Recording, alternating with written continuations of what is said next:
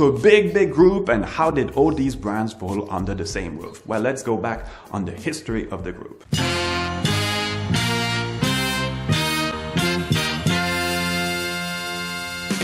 Though the Richemont Group is a publicly traded company, well, at the origin of the group, you have a South African family, the Ruperts, and they've been in business for quite a while and are still the decisive shareholders. Historically, their success started in the 40s, 50s, mainly in the tobacco industry, with, for instance, the creation and development of the Peter Stuyvesant and Rothman brands.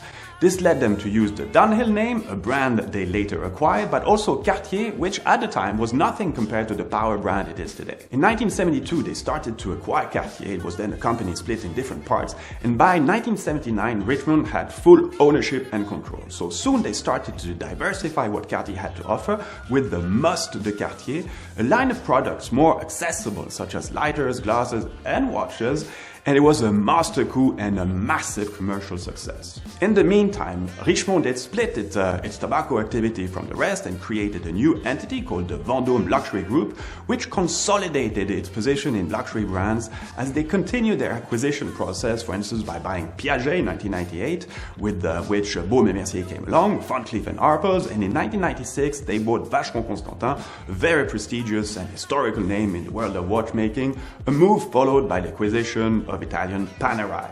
So how did it continue from there? Well, we have to wait until the year 2000 for some very serious action. And this is when it starts to become quite crazy because it involves the telecom industry. At the time, you had a few large European companies, or you could almost call them conglomerates, that were facing the challenge of transitioning themselves from this old economy, the brick and mortar one, to the digital one, and the mobile phone business was really at the center of those big moves by these huge players in the 90s.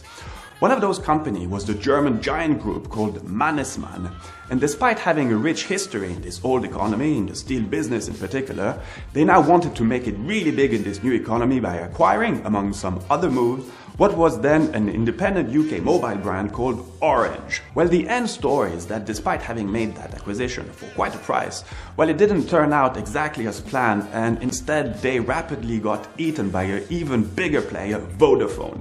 So what does this all have to do with watchmaking and Richemont in particular? Well, Mannesmann had at the time many different types of participation in different companies representing this old economy. One of them, strangely enough, was Les Manufactures Horlogères, a small group by itself which fully controlled IWC, 90% of A. Lange & Söhne, and had a 60% majority stake in Jaeger-LeCoultre, the rest of these Jaeger shares being in the hand of Audemars Piguet.